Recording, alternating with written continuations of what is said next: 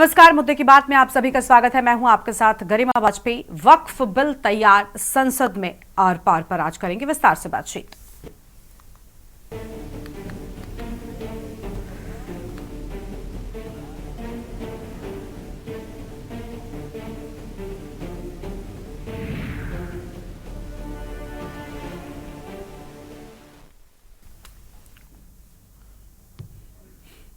संसद में पेश हो रहे वक्फ संशोधन बिल को लेकर पूरे देश में आरोप प्रत्यारोप का दौर जारी है। इसके परिणाम स्वरूप आम मुस्लिमों में बेचैनी दिखाई दे रही है। हालांकि सार्थक बात यह है कि वक्फ संशोधन के जरिए वक्फ बोर्डों में गैर मुस्लिम्स को शामिल किए जाने को लेकर हिंदू मंदिरों की समितियों में मुसलमानों को शामिल करने की मांग उठने लगी है।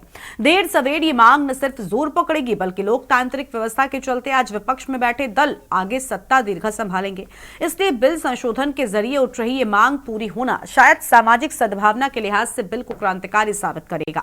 सत्ता और विपक्ष की मंशा भले वोट बैंक साधने की राजनीति के तहत वक्फ को लेकर हंगामा बरपाया जा रहा है, लेकिन आपसी भाईचारा कायम करने के लिहाज से इसके दूरगामी परिणाम भी सोचे जा सकते हैं। हिंदू मुसलमानों के बीच निजी मामलों के बजाय आमतौर पर आस्था केंद्रों को लेकर टकराव सामने आता है। वक्फ के जरिए जहां हिंदुओं की मस्जिदों, ईदगाहों व दरगाहों की समझ बढ़ेगी, इसी तरह मुस्लिम भी मंदिर समितियों से जुड़कर हिंदुओं की धार्मिक मान्यताओं से वाकिफ हो सकेंगे। पीएम सहित भाजपा मुस्लिम मतदाताओं को अब तक भले ही लुभाने में सफल नहीं हुए हैं, लेकिन इसमें कोई दो राय नहीं कि इसकी कोशिश लगातार जारी रहेगी। एक और सहयोगियों सहित सत्ता पक्ष जहां संशोधन के बाद जरूरतमंद मुस्लिम परिवारों को अच्छे जीवन स्तर की संजीवनी प्राप्त होने का दावा कर रहा है, तो वहीं दूसरी ओर आजादी के बाद से लंबे समय तक सत्ता संभालती रही कांग्रेस इंडिया गठबंधन में शामिल दलों सहित बिल लागू होने पर वक्फ संपत्तियां चुनने का दावा कर रही है। वक्फ का महत्व इसी से समझा जा सकता है कि 9.4 लाख एकड़ में 8.7 लाख संपत्तियां मौजूद हैं। सरकार का आरोप है कि वक्फ अधिनियम को 2013 में संशोधित कर तत्कालीन कांग्रेस सरकार ने निष्क्रिय कर दिया था, जिससे जरूरतमंदों को वक्फ का लाभ नहीं मिल पा रहा है। वक्फ संपत्तियां बेनामी साबित हो रही हैं। इधर हवा खड़ा करते हुए विपक्ष वक्फ की जमीनों को मुस्लिम समाज से छीनकर देश के पूंजीपतियों खासकर अडानी को सौंपने का ताना बाना बुनने का सरकार पर आरोप मच रहा है। वो वक्फ भूमि पर बने मुस्लिम आस्था से जुड़ी इमारतों से बेदखल करने की आशंका भी जता रहे हैं। हालांकि सत्ता पक्ष नरेंद्र मोदी के सत्ता में काबिज होने के बाद से मुस्लिम भाइयों को बिना भेदभाव जन कल्याणकारी योजनाओं का लाभ दिए जाने की दलील देते हुए विपक्ष के आरोपों को खारिज कर रहे हैं। और बिल पेश होने से पहले भी वक्फ संपत्तियां लीज और किराए पर लोगों को दी जा रही हैं। इसलिए बिल समर्थकों का कहना है कि संपत्तियों को समाज की बेहतरी के लिए उपयोग होना चाहिए। आखिर दशकों पहले उपयोग के लिए दी गई संपत्तियों का किराया बढ़ाने की कोशिश क्यों नहीं हुई? लोकसभा की दलील स्थिति को देखते हुए बिल का लागू होना तय माना जा रहा है। फिलहाल लोकसभा में दलीय स्थिति मजबूत है सत्ता पक्ष की, और आज क्या स्थितियां होंगी वो देखना बहुत अहम होगा।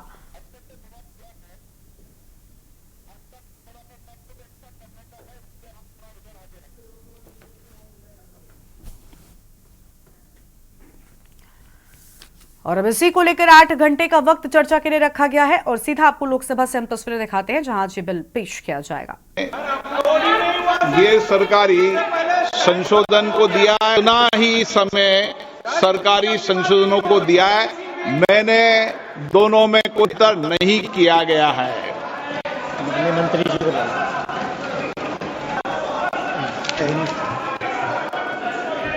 हाँ, एक मिनट एन.के. प्रेमचंद्र जी, आप बता दीजिए। Sir, my point of view is relating to Rule 80, Clause 1 of the Rules of Procedure and under Rule 376 of the Rules of Procedure and Roland Structure, page 650.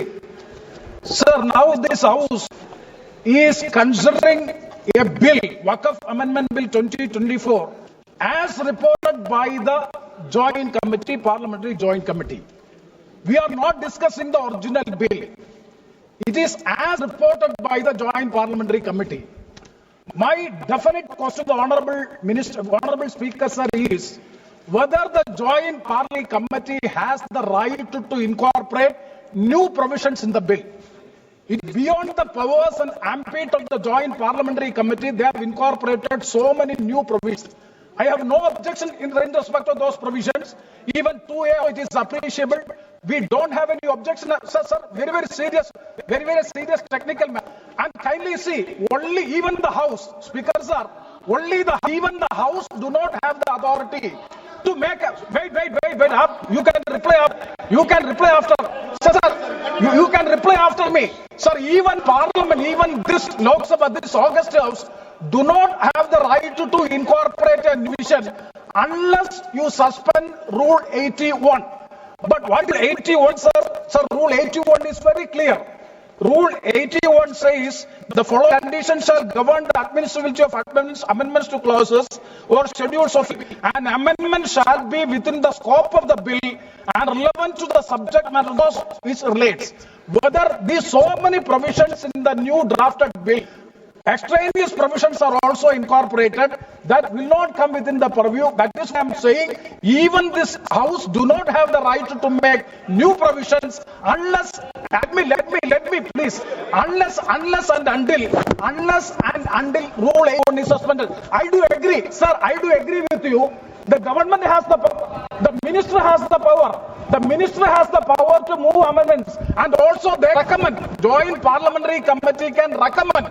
But they cannot come with new provisions as a newly drafted bill for which there is no right. Okay. Sir, I am quoting Column Sector. Very मैंने पढ़ लिया आपका, मैं व्यवस्था दूंगा पहले गृह मंत्री बताएंगे.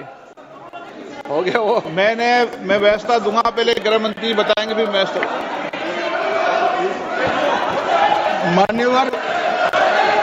माननीय इनको पढ़ लो पूरा. 1 मिनट इनको पढ़ लें दो. हाँ पढ़ लो, आप पढ़ लो. Sir, Column Sector, page 615. The motion for reference of a bill to a select committee may include instruction to the committee on certain matters other than those dealt with in the bill but relating to the matter of the bill. Instruction to the committee for amendments of such sections of the parent acts are not covered by the amending bill whenever given are to be specific and clear, unquote. Okay. That means unless and until the House specifically directed to go into this, they have no right to make new provisions in the bill. It is beyond the purpose of the Joint Parliamentary Committee they have acted, for which I am seeking a ruling. आप बात खत्म करें. माननीय आप बैठिए. ऐसा नहीं चलेगा माननीय सदस्य. मैंने सबका दिया. प्लीज बैठिए आप. बैठिए. माननीय गृह मान्यवर, माननीय सदस्य ने जो टॉप ऑर्डर उठाया है, मैं इसके हार्द को सदन के सामने रखना चाहता हूं. भारत सरकार की कैबिनेट ने इस बारे में एक बिल अप्रूव कर सदन के सामने रखा. आपके द्वारा ये बिल जॉइंट पार्लियामेंट्री कमेटी को दिया गया, जिसका विपक्ष का आग्रह था. कमेटी ने इस पर सुविचारित रूप से अपना मत प्रकट किया. वो जो मत प्रकट हुआ, वो मत फिर से कैबिनेट के सामने गया. कमेटी के जो सुझाव थे, ये भारत सरकार की कैबिनेट ने स्वीकार किए और अमेंडमेंट रूप में किरण रिजिजू जी लेकर आए. ये तभी होता है जब ये ऑफिशियल अमेंडमेंट कैबिनेट की अनुमोदन के बगैर आता है. माननीय, मैं नहीं मानता इसमें कोई पॉइंट ऑफ ऑर्डर, और आपका ही आग्रह था कि कमेटी पार्लियामेंट्री कमेटी बने. अगर कमेटी ने कोई बदलाव ही नहीं करने हैं तो अंग्रेज जैसी कमेटियां नहीं है, हमारी लोकतांत्रिक कमेटी है मान्यवर, तो दिमाग चलाती है. कांग्रेस के जमाने में कमेटियां होती थी जो थप लगाती थी. हमारी कमेटी चर्चा करती है, चर्चा के आधार पर करती है और परिवर्तन करती है. अगर परिवर्तन को स्वीकार ही नहीं करना है तो कमेटी काहे को लिए है भाई?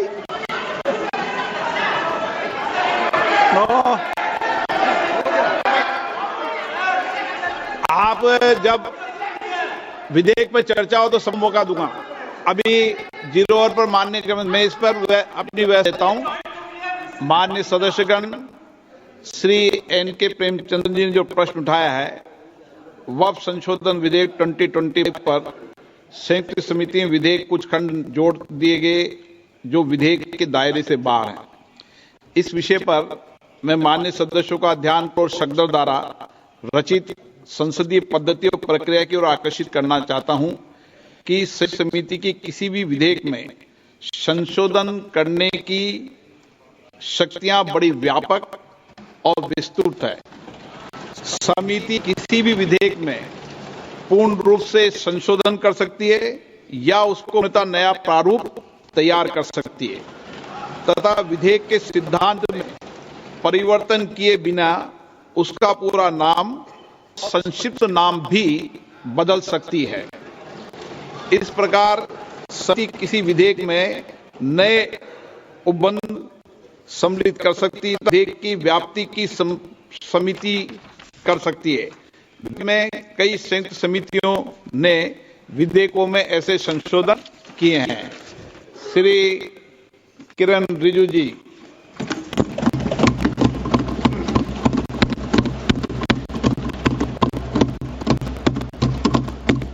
Honorable Speaker, sir, I rise to the motion for consideration of the Waqf Amendment Bill 2025 and Mussalman Waqf Repeal Bill 2024.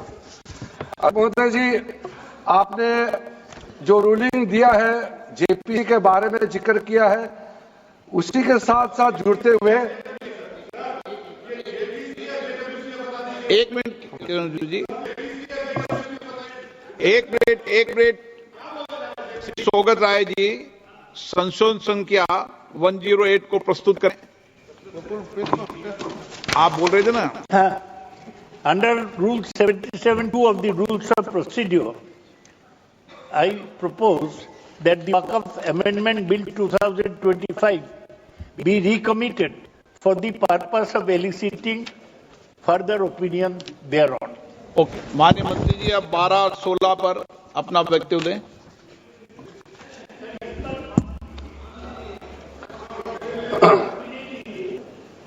आपका जो जब मैं ओपन करूंगा उसका भी जवाब आएगा और बाकी अमेंडमेंट तो आखिरी में आता ही है।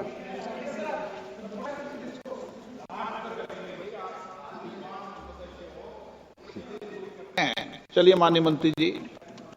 माननीय अध्यक्ष महोदय, हम सबको बहुत डिटेल में जाने का अभी आवश्यकता नहीं है, कमेटी के बारे में उसका काफी हो चुके हैं, लेकिन मैं इतना कहना चाहता हूं कि जो कमेटी इस बार दोनों सदन लोकसभा राज्यसभा मिला करके ज्वाइंट कमेटी में वक्फ अमेंडमेंट बिल पे जो चर्चा है, आज तक भारत के संसदीय इतिहास में इतना व्यापक रूप से चर्चा, कंसल्टेशन और समय कभी नहीं दिया है।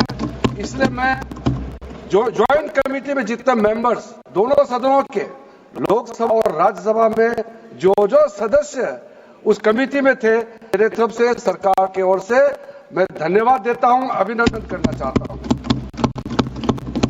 अध्यक्ष महोदय जी, कुल मिलाकर के 97,27,772 याचिकाएं ऑनलाइन, फिजिकल, मेमोरेंडम के रूप में, रिक्वेस्ट के रूप में और के रूप में पूरे तरह से सरकार ने देखा है, वो जेपीसी के माध्यम से हो या डायरेक्ट दिया हो, हमने सब उसको देखा है। इससे बड़ा कभी भी, इससे ज्यादा संख्या में किसी भी बिल के ऊपर में लोगों का याचिकाएं नहीं आया आज तक। कुल मिलाकर के 284 डेलीगेशन ने अलग अलग समुदाय के जो स्टेक होल्डर्स हैं कमेटी के सामने में अपने बात को रखा है, सुझाव भी दिया है। 25 स्टेट गवर्नमेंट और यूनियन टेरिटरीज का वक्फ बोर्ड ने अपना सबमिशन भी पेश किया गया है। इसके अतिरिक्त कई लीगल लुमिनरीज, विद्वान लोग हैं हमारे समाज में, कम्युनिटी लीडर्स हैं, अलग अलग धार्मिक संस्थाओं का प्रतिनिधि, charitable organization, civil society, academicians, researchers, policy makers, सब ने इस कमेटी के सामने में पेशकश किया है।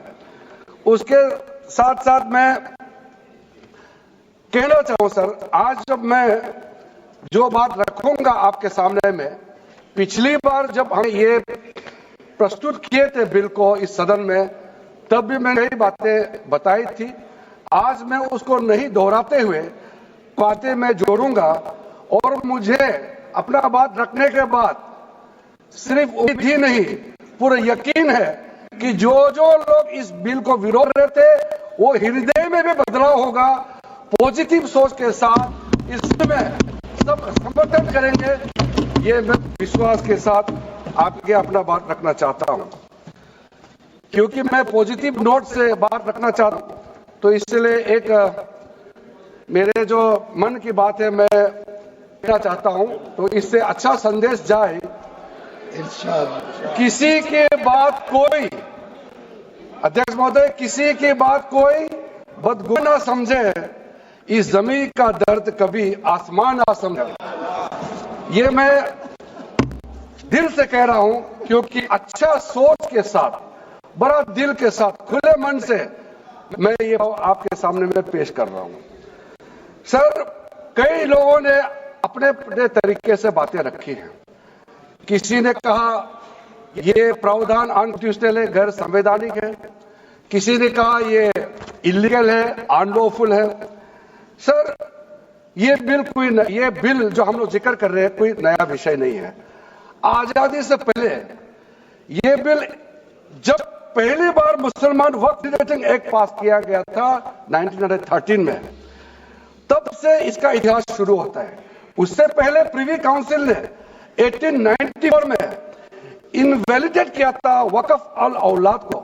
बाद में उसका प्रॉपर लीगल फॉर्म में 1913 के बाद फिर 1923 में द मुसलमान वक्फ एक्ट लाया था, जिसमें अकाउंटिंग और ट्रांसपेरेंसी के बारे में ये जोर उसको देते हुए ये एक्ट पास किया गया था। के बाद 1930 में द मुसलमान वक्फ वैलिडेटिंग एक्ट आया गया है, जो रीइंफोर्स करता है legal validity of the family waqf. परिवार में जो वक्फ होता है उसको जोड़ देते हुए ये बिल लाया गया है। उसके बाद आजादी के बाद 1954 में 1954 में वक्फ एक्ट पहली बार आजाद का एक्ट बनी और उस समय स्टेट वक्फ बोर्ड का प्रावधान उसी 1954 एक्ट में प्रावधान किया गया था। उस समय से लेकर के कई संशोधन के साथ में 1995 में व्यापक रूप से ये वक्फ एक्ट बनी है। तो उसे किसी ने नहीं कहा कि ये एक्ट अनकॉन्स्टिट्यूशनल है, किसी ने नहीं कहा उस समय ये अनलॉफुल है। आज जब हम उसी बिल को सुधार के ला रहे हैं तब आपको ये अनकॉन्स्टिट्यूशनल अनलॉफुल का शब्द इस्तेमाल करने का आपको ये नौबत कैसे आया, ये सोच क्यों आया? अगर आप सच्चे दिल से सोचते और मन साफ होते तो आप तर्क पे जाते।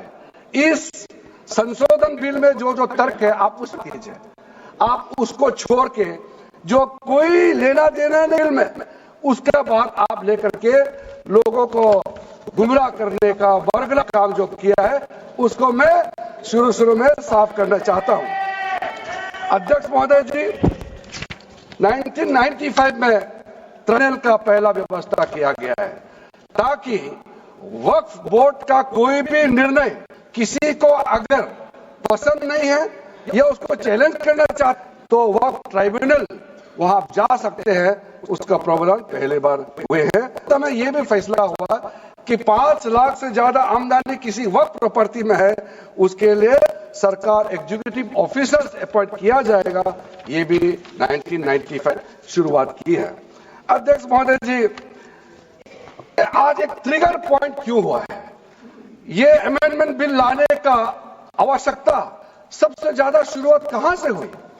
मैं संक्षेप में बताना चाहता हूं। 2013 में 2014 में हम सब चुनाव में गए और चुनाव में जाने से पहले 2013 में कुछ कदम ऐसे उठाए गए हैं जो आप सुन के आप सदस्य के रूप में भी और इस देश का नागरिक होने के कारण आपके दिमाग में यह बात जरूर सवाल उठेगा कि ऐसा कदम क्यों उठाया गया है।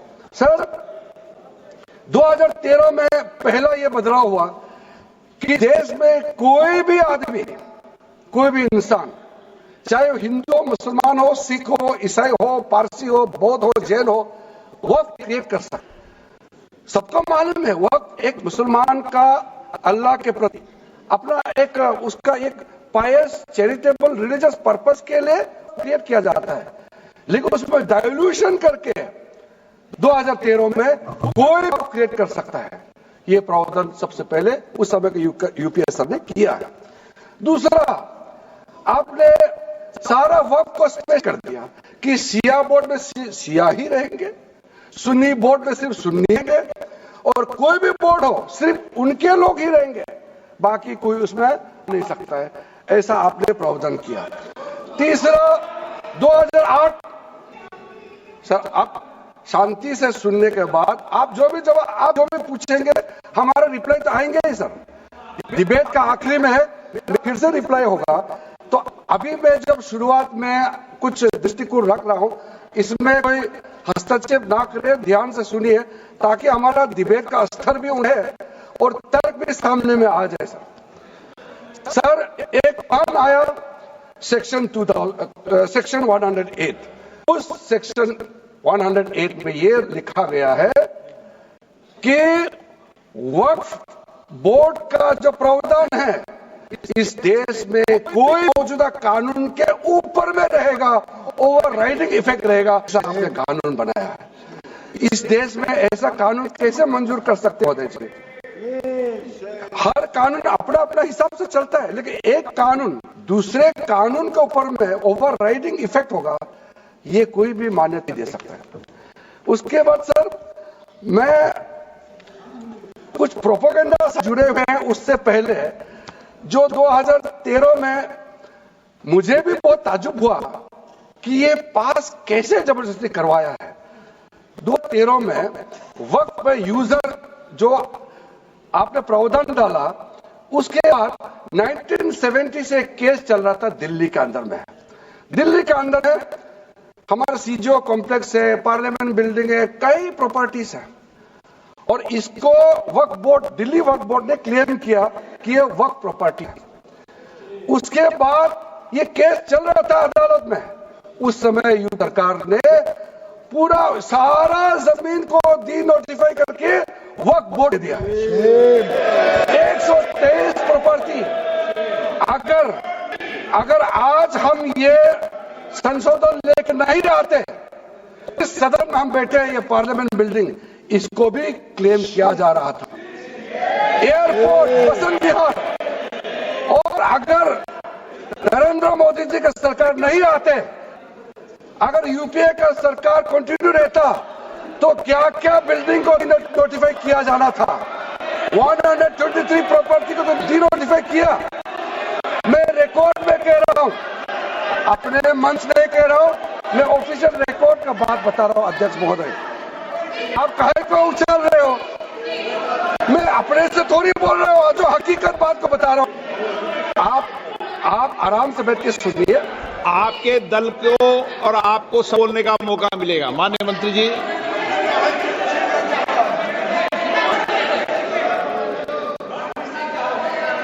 सर मैं फिर से कहूं, मैं एक शब्द अपने ओर से नहीं कह रहा हूं, जो घटना है हकीकत है यही कह रहा हूं। इनको इसमें इतना उछालने का, उत्तेजित होने का कोई मतलब ही नहीं है सर। अध्यक्ष महोदय,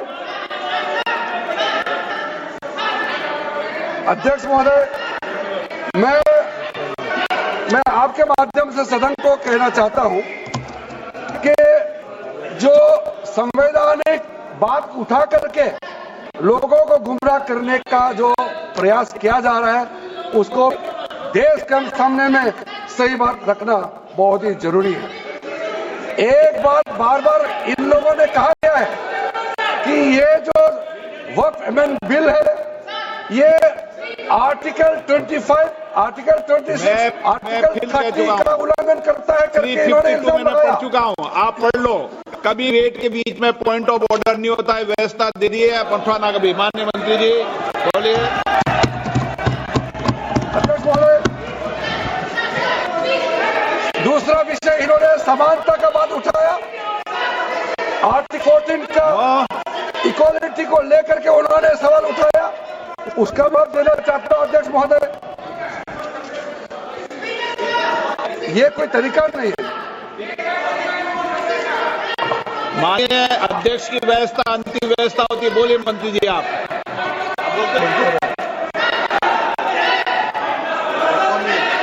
अध्यक्ष महोदय, क्योंकि मेरा कान खुला हुआ है तो ये डिस्टर्ब होता है मुझे, मैं अभी ये बात करता हूं। अध्यक्ष महोदय, ये वक्फ बोर्ड का जो काम है, ये बेसिकली वक्फ प्रॉपर्टी को जो संभालने वाले मुतावली और जो वक्फ प्रॉपर्टी को व्यवस्था करते हैं उसको संचालित करने के लिए ये गवर्नेंस का, सुपरविजन का एक प्रावधान है। किसी भी कैसे वक्फ बोर्ड वक्फ प्रॉपर्टी को मैनेज नहीं करता। वक्फ बोर्ड वक्फ प्रॉपर्टी मैनेजमेंट में हस्तक्षेप नहीं करता है। अब साफ साफ सुन लीजिए, अगर इसके पास तर्क नहीं है तो इस तरह यहां डिस्टर्ब करके स्तर को गिराने से कोई फायदा नहीं है सर, ये कोई तरीका नहीं है सर। बोलते जाओ सर, बोर्ड का क्रिएट करना एक जो वाकिफ होता है, जो अपना विलिंगली वर्क क्रिएट करता मैंने है। व्यवस्था दे दी है। आप जब समय हो तो मुझे नो प्लीज बैठिए। ये तरीका ठीक नहीं है आपका। बैठिए आप। नो बैठिए। माननीय मंत्री जी सूची है 2013 की प्रॉपर्टी हाँ है। निकाल बताना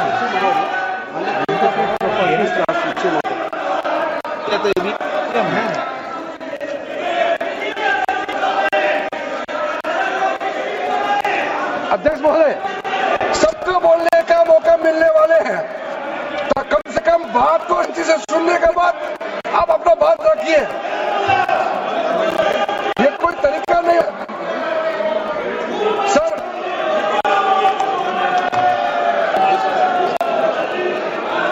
अध्यक्ष महोदय, ये जो उन्होंने गुमराह करने का कोशिश किया गया है, ये कुछ केसेस आपको बताना चाहता हूं सर।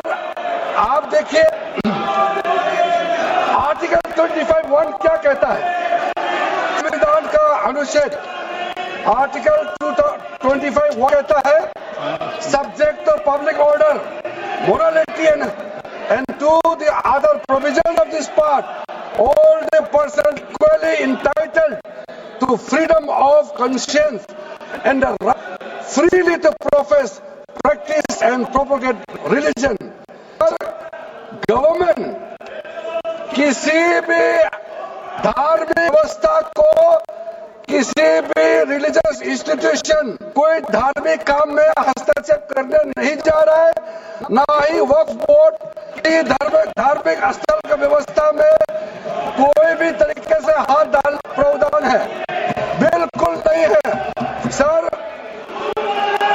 आप अगर हम कोई नमाज, सर ये क्या झूठ, ये कॉन्स्टिट्यूशन, हम कॉन्स्टिट्यूशन का प्रावधान पढ़ रहे हैं, झूठ बोल रहे हैं। ये कॉन्स्टिट्यूशन को नहीं मानते हैं। और किसी मस्जिद का मैनेजमेंट को हम हस्तक्षेप करने का कोई इसमें प्रावधान नहीं लिया जा रहा है। एक मिनट माननीय सदस्य, आप भारत की संसद में बैठे हो, गरिमा बनाए रखो, बैठे बैठे टिप्पणी मत करो। हाँ, तो जब मौका मिलेगा आप अपनी बात कहना, बैठे बैठे टिप्पणी नहीं कर सकते। ये संसद की मर्यादा नहीं है। ऐसा सदन व्यवस्था नियम से चलेगा। किसी भी व्यक्ति को बैठे बैठे भी सदस्य जो बोल रहा हो उसके बीच में टिप्पणी करने का अधिकार नहीं है। माननीय मंत्री। अध्यक्ष महोदय जी, ये वक्फ बोर्ड का धन किसी मस्जिद, किसी मंदिर, किसी धार्मिक व्यवस्था का कोई लेना देना नहीं है। ये सिंपली एक पार्टी का मैनेजमेंट का विषय है। ये कोई मुसलमान अपना ज़कात देता है, फितरा देता है, उसको हम पूछते होते हैं। ये आपका धार्मिक भावना से जुड़े हुए चीज है, उसमें सरकार का कोई देना नहीं है। लेकिन ये वक्फ प्रॉपर्टी का मामला है, लेकिन वक्फ प्रॉपर्टी का मैनेजमेंट करता है, मुतवल्ली करता है। ये आपको इतना बेसिक ये फर्क जो है अगर समझ में नहीं आते या जानबूझ नहीं समझना चाहते हैं तो मेरे पास इसका कोई इलाज नहीं है।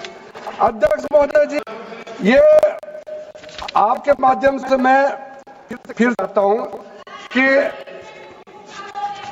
ये सर क्या ये ऐसा बहस नहीं होता है जी। आप लोग का तर्क रखने का समय बीच में कमेंट पास करने से सर हमारा पॉइंट का फ्लो भी बिगड़ता है और आवाज भी ठीक नहीं हो, अब आवाज भी ठीक से नहीं जाएगा। आप क्या चीज का जवाब सर इसमें मैं कई ऐसे केसेस है जिसको मैं रख सकता हूं, लेकिन सदन में 3 केसेस का मैं रहूंगा तो दूध का दूध पानी का पानी हो जाएगा कि ये धार्मिक व्यवस्था से कोई लेना देना नहीं है। आपको मैं एग्जांपल देना चाहता हूं। सैयद फजल पोख्तंगल वर्सेस यूनियन ऑफ इंडिया, इसमें क्या केरला हाईकोर्ट का फैसला है। Kerala high court, the Waqf board is a statutory body, pure and simple. It is not a representative body of the Muslim community. ये हाईकोर्ट का ऑर्डर। उसके बाद इलाहाबाद हाईकोर्ट का ऑर्डर में सुन लीजिए, Hafiz Zafar Ahmad versus UP central Sunni board of waqf का जजमेंट सुन लीजिए। A mutawalli's right is purely a management of the property and is not a proprietary. The duties of a mutawalli are purely of a secular character. These are not of a religious character. इतना clear cut ruling है। तीसरा, तिलकायत श्री गोविंद लाल जी महाराज versus of Rajasthan, इसमें high court ने क्या कहा, supreme court ने क्या कहा, right to manage the properties of the temple, ये मंदिर का भी इसमें एग्जाम्पल दिया गया है। Right to manage the property of the temple is purely a secular matter and can not be regard religious practice. Properties of temple, temple नहीं, temple का जो उसी। आप देख रहे हैं की न्यूज, खबरों का अप्रैल और मई में चुनाव हुआ था। 5 मार्च 2014 को उस समय का यूपीए सरकार ने 123 प्राइम प्रॉपर्टीज को जो housing and urban development ministry का है उसको आपने दिल्ली वक्फ बोर्ड को ट्रांसफर कर दिया। क्या जरूरत था? कुछ दिन बाकी नहीं किया, आप इंतजार तो करते। आपने सोचा ये करके वोट मिलेंगे, लेकिन आप डर गए, तो फायदा क्या हुआ? ऐसा काम करने से वोट नहीं मिलता है। लोग इंटेलिजेंट है, हमारे देश के लोग समझदार है, इसलिए वोट बैंक का राजनीति के हम अच्छे सोच के साथ में आज इस सदन में फिर से आए हैं। कुछ से इस बिल में तो इसको बदलना जरूरी था। मैंने एक पहले भी इसका जिक्र किया था कि आपने कहा कोई भी हिंदुस्तानी, कोई भी भारतीय वक्फ क्रिएट कर सकता है। वो 95 का आपने 13 में बदलाव किया, उसको हमने फिर से 95 का प्रावधान को फिर से रिवाइव करते हुए ये हमने जोड़ा है कि वक्फ वही क्रिएट कर सकता है जो मिनिमम 5 साल को प्रैक्टिस करता है। बहुत साफ प्रावधान रखा है। सर, जो वक्फ बोर्ड बने हैं हम उसको बहुत ही सेकुलर इंक्लूसिव है। आपका पुराना प्रावधान को हटा करके अब है कि वक्फ बोर्ड में शिया भी रहेंगे, सुन्नी भी रहेंगे, नास भी रहेंगे, आगा कानिस भी रहेंगे, मुसलमानों में जो बैकवर्ड है, लोग है, वो भी रहेंगे और साथ साथ में महिला भी रहेंगे, एक्सपर्ट नॉन मुस्लिम भी रहने का प्रावधान रखा गया है। सब स्वागत करना चाहिए, इसको किसी को आपत्ति होने का कोई जरूरत नहीं है। उसके बाद सर मैं थोड़ा सा इसको विस्तार करके बताना चाहता हूँ। उसका एग्जाम्पल मैं देता हूँ। मान लो मैं मुस्लिम नहीं हूँ, लेकिन मैं माइनॉरिटी में दिखता हूँ, तो मैं सेंट्रल वक्फ काउंसिल का चेयरमैन होता है। तो मेरे होने के बावजूद उसके बाद 4 नॉन मुस्लिम हो सकता है वक्फ बोर्ड मेंबर, और उसमें मैक्सिमम 4 नॉन मुस्लिम के साथ साथ में 2 महिला है। 2 महिला होना ही चाहिए। उसके बाद सर स्टेट अभी आप पूरा वक्फ बोर्ड देख लीजिए, महिला कहाँ है? महिला को भी रखा ही नहीं है, वो सिर्फ बातें करते हैं। सर 22 सच बताना चाहता हूं, सेंट्रल वक्फ काउंसिल में तो 22 मेंबर्स में 4 नॉन मुस्लिम से मेंबर नहीं हो सकते हैं। एक्स ऑफिशियो का पद को मिला करके 3 मेंबर ऑफ पार्लियामेंट होगा। मेंबर ऑफ पार्लियामेंट से किसी धर्म का हो सकता है। जब इलेक्शन करते हैं तो कोई भी धर्म का मेंबर ऑफ पार्लियामेंट बन सकते हैं। सर 10 मुस्लिम कम्युनिटी से होगा, 2 फॉर्मर जजेस होंगे सुप्रीम कोर्ट, हाई कोर्ट के, 1 advocate of national eminence member रहेंगे, 4 persons of national eminence from various field. ये तो कमिटियों ने इसको सिफारिश किया है। और एडिशनल सेक्रेटरी या joint secretary to the government of India उसमें रहेंगे। आउट ऑफ 10 मुस्लिम मेंबर्स तो महिला अनिवार्य है, ये हमने प्रावधान रखा है। और स्टेट बोर्ड में आउट ऑफ 11 मेंबर्स 3 से ज्यादा नॉन मुस्लिम नहीं हो सकता है। एक्स ऑफिसर को मिलाकर के 1 MP, 1 MLA, 4 member Muslim community, 2 members with professional experience, 1 member of bar council and joint secretary to the state government dealing with work matters. Out of 4 Muslim members, 2 shall be women. ये हमने रखा है ताकि हमारे बहनों को किसी तरीके से दरकिनार नहीं कर सके।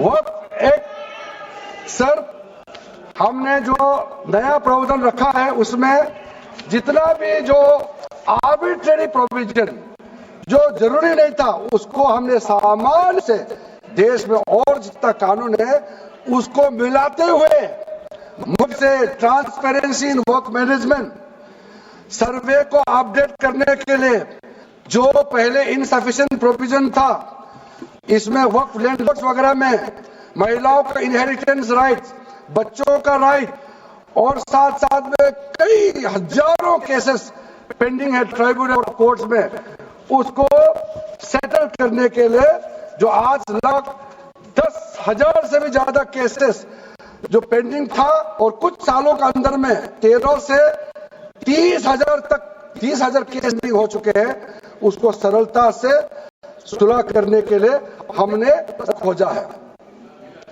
एक चीज बार बार आप लोग कहते हैं हमारे पक्ष के लोग हो या उस साइड के पक्ष के लोग हो या तो सदन है वो एक वक्तव्य देते रहते हैं, मैं उसको सुधारना चाहता हूं। ये कहते हैं कि हमारा देश में लैंड बैंक जो है वक्फ बोर्ड के पास 3rd लार्जेस्ट है। पहला रेलवे इंडियन है, फिर इंडियन आर्मी मतलब इंडियन डिफेंस का, और कहता है वक्फ बोर्ड के पास जमीन है। मैं उसको सुधारना चाहता हूं। आप भी तो ट्रेन में चलते हैं, हम लोग भी ट्रेन में चलते हैं, हजारों किलोमीटर का पटरी लगा हुआ है, स्टेशन बना हुआ है। वो ट्रेन का पटरी लगा हुआ रेलवे का प्रॉपर्टी थोड़ी है, ये तो देश का प्रॉपर्टी है, हम लोग सब चलते हैं उसमें। इसको आप कैसे लगा सकते हैं कि रेलवे के पास इतना है, वक्फ बोर्ड के पास इतना है? वो देश का प्रॉपर्टी है। हमारा डिफेंस के पास कहता है कि सेकंड लार्जेस्ट है। डिफेंस पर जो भी लेने जहां ट्रेनिंग करता है, जहां वो रहता है या बॉर्डर एरिया में डिफेंस लैंड है, वो देश का रक्षा के लिए है। उसको आप कैसे वक्फ प्रॉपर्टी के साथ आप तुलना कर सकते हैं? वक्फ प्रॉपर्टी प्राइवेट प्रॉपर्टी होता है सर। तो इसलिए दुनिया में सबसे ज्यादा वक्फ प्रॉपर्टी हिंदुस्तान में है। सिर्फ हमारा देश में ही नहीं, दुनिया का सबसे बड़ा और सबसे ज्यादा प्रॉपर्टी हिंदुस्तान में है। तो फिर ये क्यों है 60 साल तक आप सरकार में रहे हैं, हमारे देश में मुसलमान इतना गरीब क्यों है? जब दुनिया का सबसे ज्यादा प्रॉपर्टी हमारा देश में है, तो हमारे गरीब मुसलमानों का पढ़ाई के, मेडिकल ट्रीटमेंट के लिए, स्किलिंग के लिए, इनकम जनरेशन के लिए क्यों काम नहीं हुआ आज तक? बताइए। ये दुनिया का सबसे बड़ा वक्फ प्रॉपर्टी हिंदुस्तान में है, तो उस प्रॉपर्टी से गरीबों का उत्थान के, लोगों का भला के लिए अगर ये सरकार नरेंद्र मोदी जी के नेतृत्व में गरीब मुसलमानों के लिए काम कर रहा है, तो इसमें आपत्ति क्यों होना चाहिए? आप लोग बताइए। इसलिए सर, इसको धर्म जाति से बाहर उतर करके सबको सीधा सीधा अपना दिल से पूछ करके आप देखिए कि आप जो लोग आज इस बिल को कर रहे हैं, आज 1 साल 2 साल नहीं, सदियों तक हमारा देश उसको याद रखेगा कौन इस बिल को समर्थन कर रहा है, कौन इस बिल को विरोध कर रहा है। आज चंद वोट के लिए, सत्ता के लिए हमारे मुसलमानों को आपने 70 साल से ज्यादा वोट बैंक बना करके गुमराह किया है। क्या हो रहा, गुमराह करना चाहते हैं। अब हमारा देश में वोट बैंक का राज नहीं चलेगा। इसलिए मैं कहना चाहता हूं, जब हमारा देश में इतना प्रॉपर्टी है, तो इसको हम बेकार में पड़ा रहने नहीं जा सकता है। गरीब मुसलमानों के लिए, आम मुसलमानों के लिए इस्तेमाल करना ही पड़ेगा। उसके लिए आज के ये वक्फ संशोधन बिल जरूरत है। अध्यक्ष महोदय जी, हमारे अपने वामसी पोर्टल में, हमारे मंत्रालय के वामसी पोर्टल हमने रेको देखा है। सचर कमेटी जो आपने बनाया है 2006 में, उन्होंने भी ये बारे में काफी डिटेल में जिक्र किया हुआ है। सर 2006 में 4.9 लाख वक्फ प्रॉपर्टी था। उसका इनकम कितना था मैं बता दो आंकड़ा सर, आप कहेंगे 4.9 लाख वक्फ प्रॉपर्टी में टोटल इनकम था 160 करोड़। कौन खाते थे? 163 करोड़। और आपने 2013 में बदलाव करने के बाद आज इनकम कितना बढ़ा है वो भी मैं बता देता हूं। हो गया 166 करोड़, 3 करोड़ बढ़ा है। कैसे मंजूर कर सकते हैं हम लोग इस महान सदन में बैठ करके? अगर 10 सालों के बाद भी दुनिया का सबसे ज्यादा प्रॉपर्टी का टोटल इनकम 3 करोड़ बढ़ता है, तो ये हम कभी मंजूर नहीं कर सकते। इसलिए उस समय कहा गया था, मैं अभी का नहीं बता रहा हूं, सचर कमेटी समय में भी कहा गया है अगर थोड़ा सा एफिशिएंटली मैनेज करता तो 12,000 करोड़ पर ईयर तो उसी समय जनरेट हो जाना चाहिए नॉर्मल मार्केट से। और 12,000 करोड़ अगर वो प्रॉपर्टीज से रेवेन्यू करता है, कितना लाखों करोड़ों मुसलमानों को फायदा होगा, आप सोच के देखिए। इसलिए आप लोग भी, मैं अनुरोध करता हूं कि आप लोग भी वक्फ के बारे में जानना था, हमारा वामसी पोर्टल को क्लिक करके आप देखिए। सर आज वो 4.9 लाख से बढ़ करके टोटल वक्फ प्रॉपर्टी गया है 8.72 लाख हमारा देश में वक्फ प्रॉपर्टी बन गया है।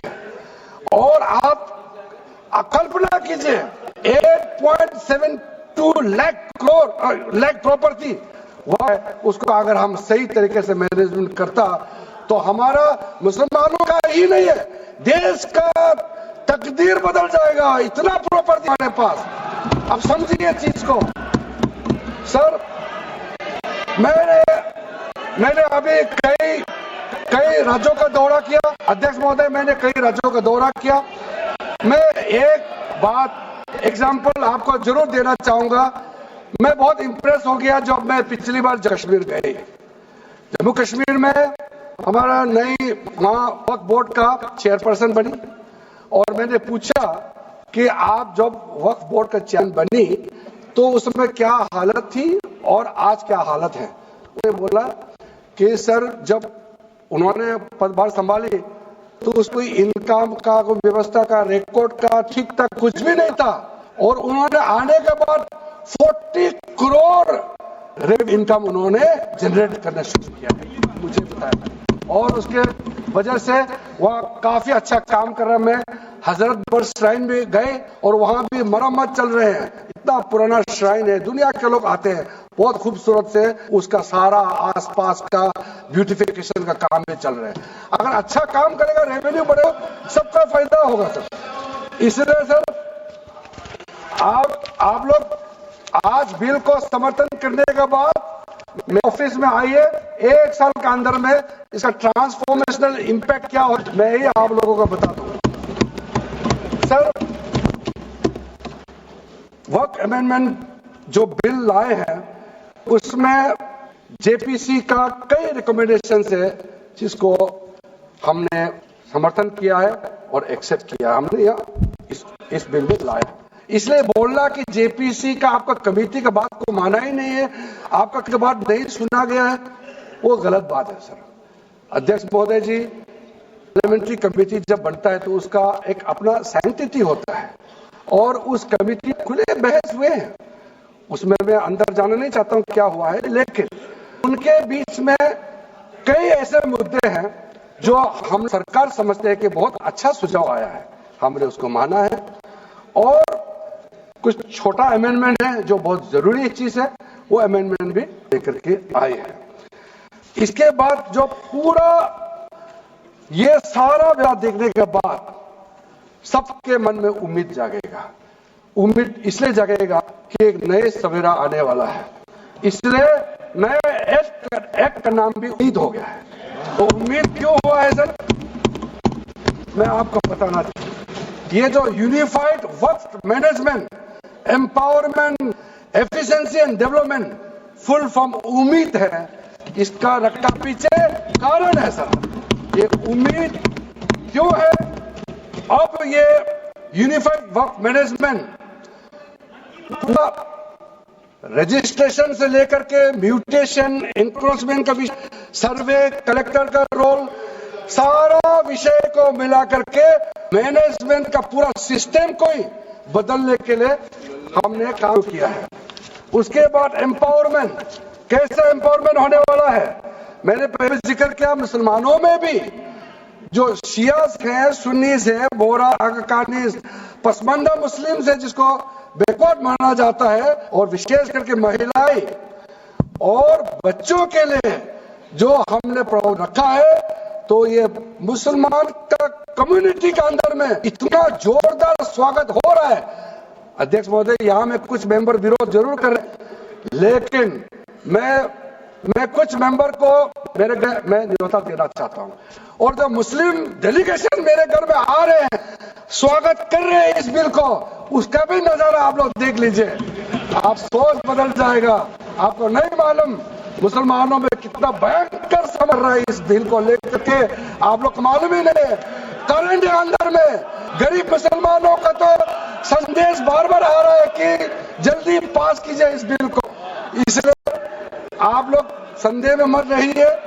एफिशिएंसी को बढ़ाने का काम किया है, टेक्नोलॉजी का उपयोग करते हुए सेंट्रलाइज्ड डेटाबेस होगा, डिजिटल पोर्टल होगा, कोई छुप के अंधेरे रातों में वर्क क्रिएट नहीं कर सकता है, इसका पूरा रजिस्ट्रेशन का प्रावधान है, ट्रैकिंग होगा, निगरानी रखा जाएगा, कंप्लायंस का प्रावधान है, और जो मैनुअल हाथों से जो गलत होगा उसका करेक्शन करने का प्रावधान है, ब्यूरोक्रेटिक डिले होता है उसका भी समाधान हमने पूरा बिल में तरीका बना के रखा हुआ है, और आखिर में इसका ऑडिट प्रॉपर होना चाहिए, तो ऑडिट का भी प्रावधान हम लोग राज्य सरकार के ऊपर में छोड़ रहा है, क्योंकि आखिर तो सर ये सारा प्रॉपर्टी का अथॉरिटी राज्य सरकार का है।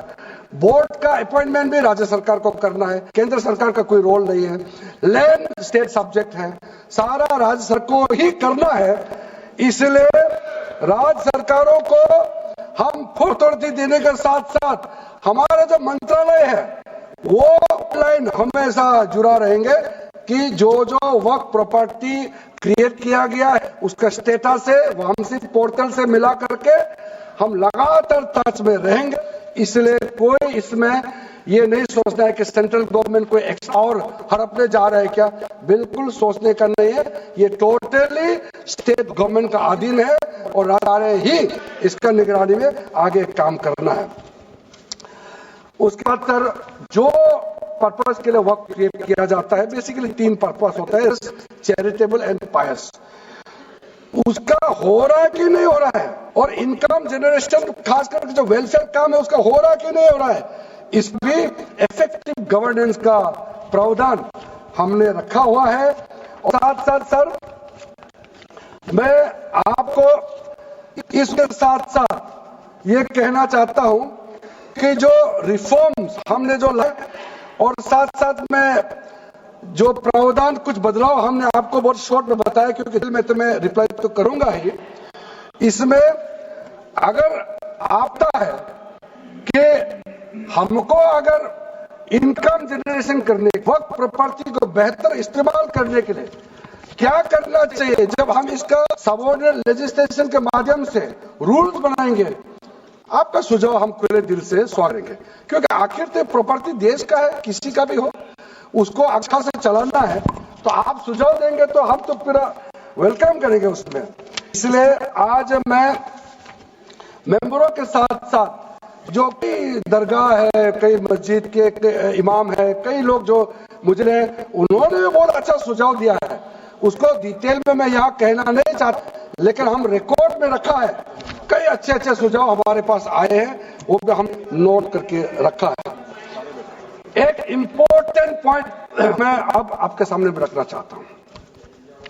ये जो हमने डेफिनेशन में जो बदलाव लाया है, इस डेफिनेशन में बदलाव का सबसे बड़ा मतलब ये है कि मुसलमानों में भी जो वक्त अंदर में अपना प्रॉपर्टी, वक्त प्रॉपर्टी इस वक्त के प्रावधान से गवर्न करना चाहते हैं, मौसम है। अगर वो ट्रस्ट के माध्यम से अपना प्रॉपर्टी का अलग तरीके से वक्त करना, वो चलाना चाहता है, मैनेज करना चाहता है, उसको छूट दिया गया है।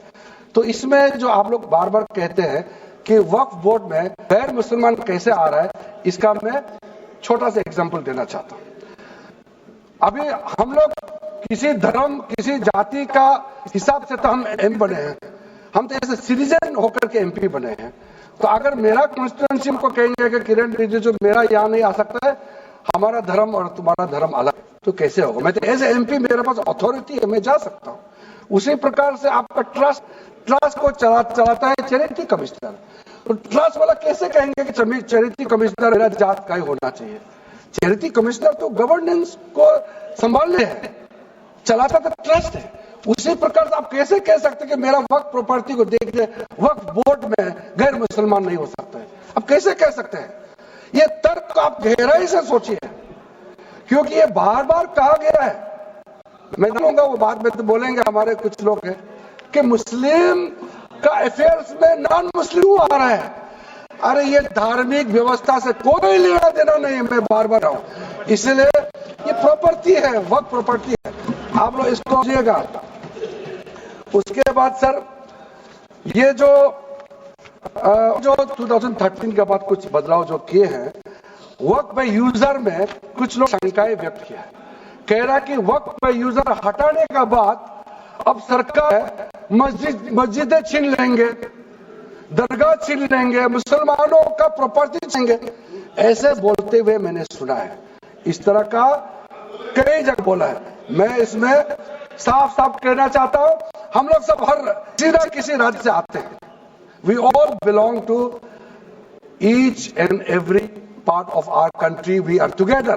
We may belong to different state union territories. We are all Indian.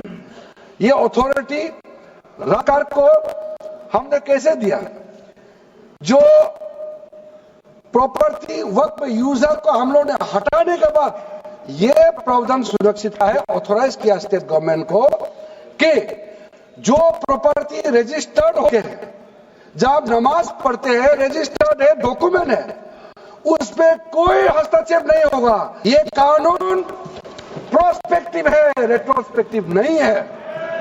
ये आप लोग बहुत क्लियर से सुन लीजिए, ये किसी का जमीन छीनने का कानून है, ये किसी का राइट, किसी का हनन करके उसका प्रॉपर्टी को हड़पने का नहीं है। राज्य सरकारों को अधिकार दिया गया है कि जो ऑलरेडी रजिस्टर्ड है उसका तो कोई डिस्प्यूट नहीं है, लेकिन जो डिस्प्यूटेड है, जो कोर्ट में पेंडिंग है, उसको हम यहाँ कहा कि कैसे हटा सकते हैं। कोर्ट का पावर को तो हम ले नहीं सकते सर, इसलिए बार बार ये लोग माइक बजा बजा करके झूठ सो बोलो, कुछ होने वाला नहीं है। सिटीजनशिप अमेंडमेंट बिल जब गया था, वही लोग हैं जिन्होंने कहा था कि सिटीजनशिप अमेंडमेंट पास होकर एक्ट बन जाएगा तो मुसलमानों का हक छिन जाएगा, उनका नागरिकता खत्म हो जाएगा। आज सीए लागू हो गया, बताइए किसी मुसलमान का अधिकार छीना है, किसी मुसलमान का नागरिक छीना है, बताइए। क्या आप माफी मांगेंगे? आपने स्वर में घूम घूम कर झूठे बातें फैलाया, आज आप साबित हो गया कि आपने बोला था, लेकिन आज आप माफी मांगने का भी हिम्मत नहीं रखते हैं। फिगर थाम के आप लोग सुनिए, ये आप मिसलीड करेंगे, गलत बातें करेंगे तो फिर मुंह खाना पड़ेगा आपको, फिर कोई और बिल लेके आएंगे, फिर मैं आपका पर्दाफाश करेंगे फिर से। इसीलिए सर हम लोग तर्क पे जाइए, पॉइंट पे जाइए।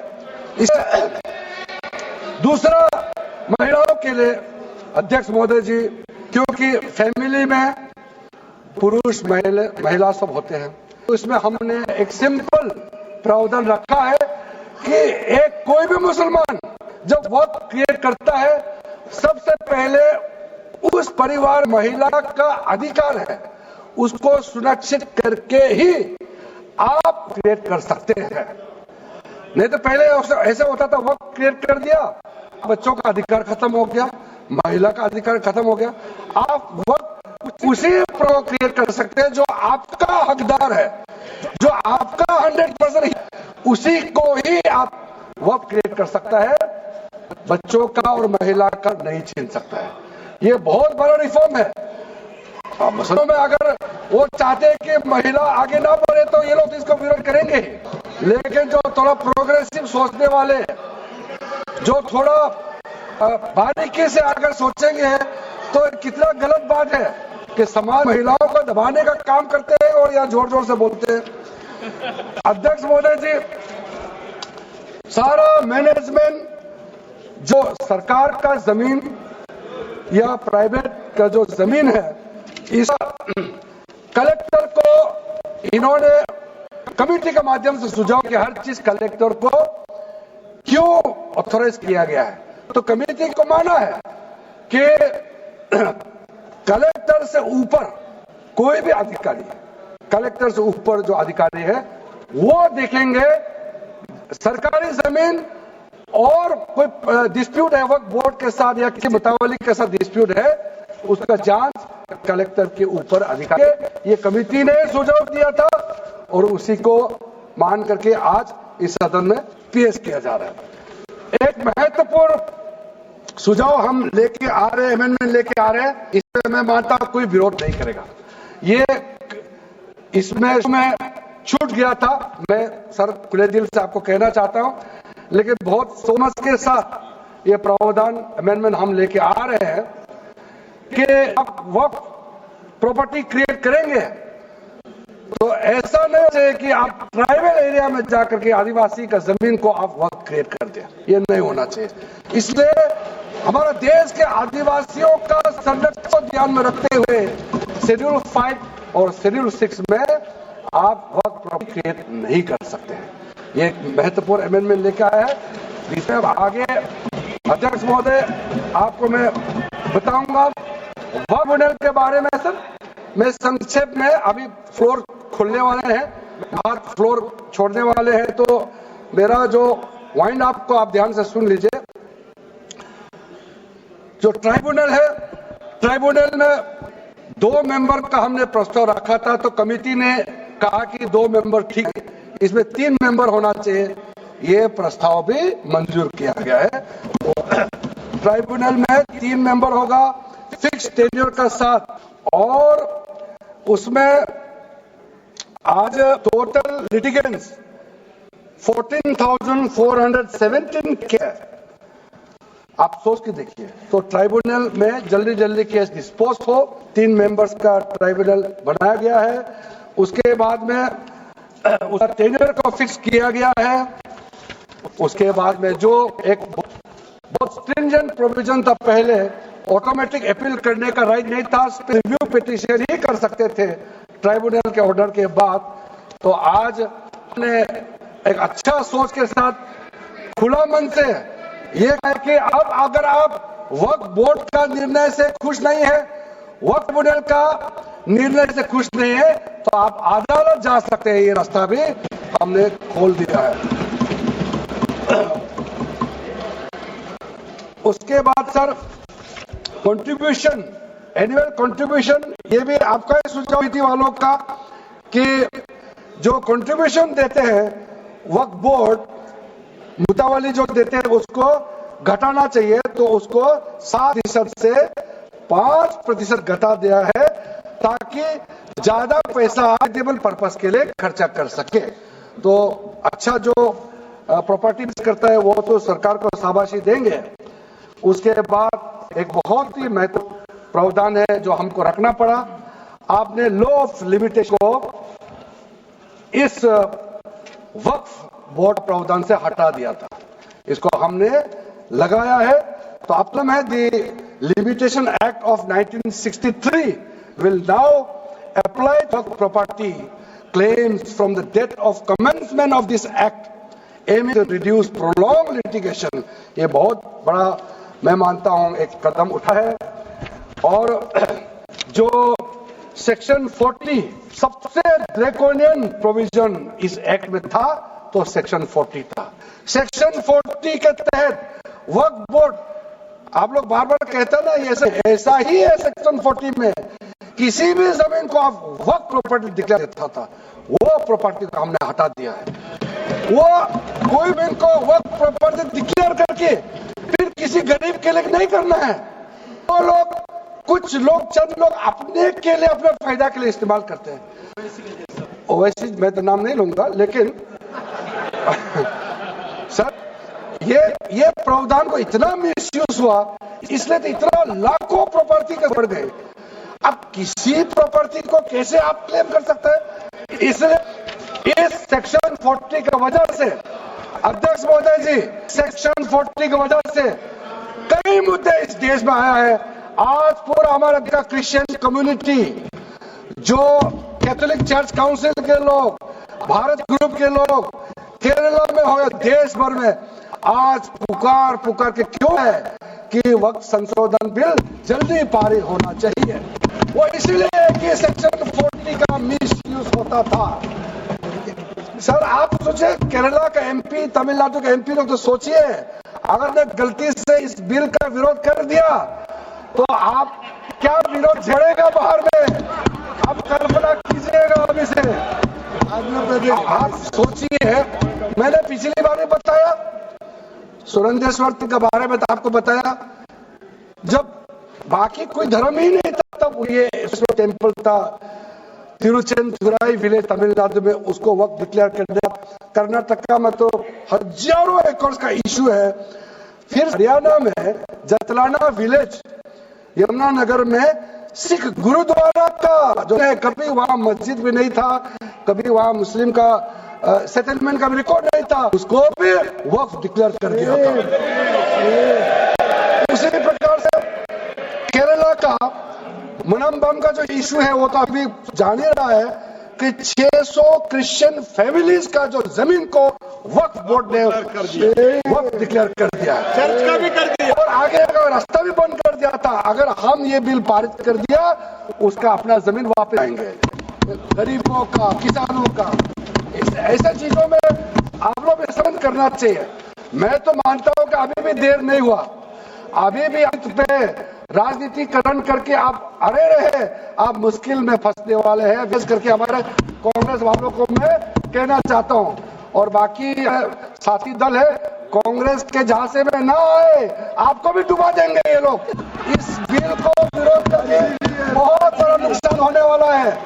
अब ध्यान दें अध्यक्ष महोदय, इसलिए अंत में सर, क्योंकि मैंने कहा है कि मैं आखिर में जवाब दूंगा, तो हम लोग आगे भी इस पार्लियामेंट को भी वक्त डिक्लेयर ना कर दे, हम लोग आराम से भविष्य के लिए और काम करें। मैंने पॉजिटिव बात में अपना बात को रखा है। अंत मैं अपील करके अपना बात को समाप्त करना चाहता हूं। इसी लाइन के साथ मेरी हिम्मत को तो सराहो। देखिए मैं कितना हिम्मत के साथ बोल रहा हूं। मेरे हिम्मत को तो सराहो, मेरे हमराही बनो। मैंने एक शम्मा जलाई है हवाओं के खिलाफ। आप लोग जब इस बिल को समर्थन करेंगे, हमारे वरिष्ठ नेता सब सदन में बैठे हम लोग सुन रहे हैं, मैं आपको बहुत भाग्यवान मानता हूं, मैं भाग्यशाली हूं।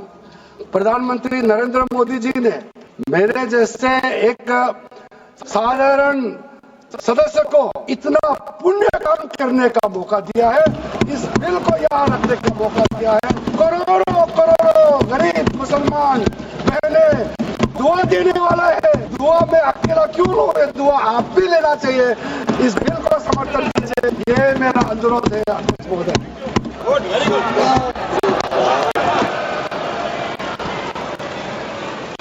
श्री गौरव गोगोई।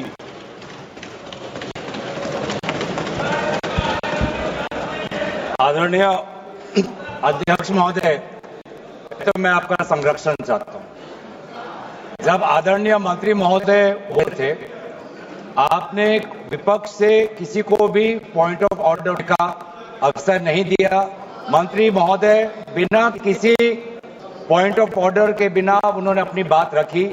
वही संरक्षण आप मुझे, मैं वही अपेक्षा करता हूं। मंत्री महोदय ने अपनी पूरी बात रखी, आपने उनको कुछ नहीं कहा। उन्होंने राजनीतिक आरोप लगाए, उन्होंने हाउस को मिसलीड किया, आपने सुना।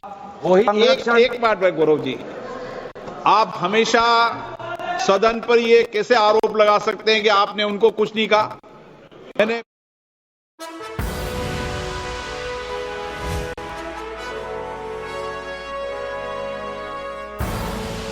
आप देख रहे हैं के न्यूज़, खबरों का सार।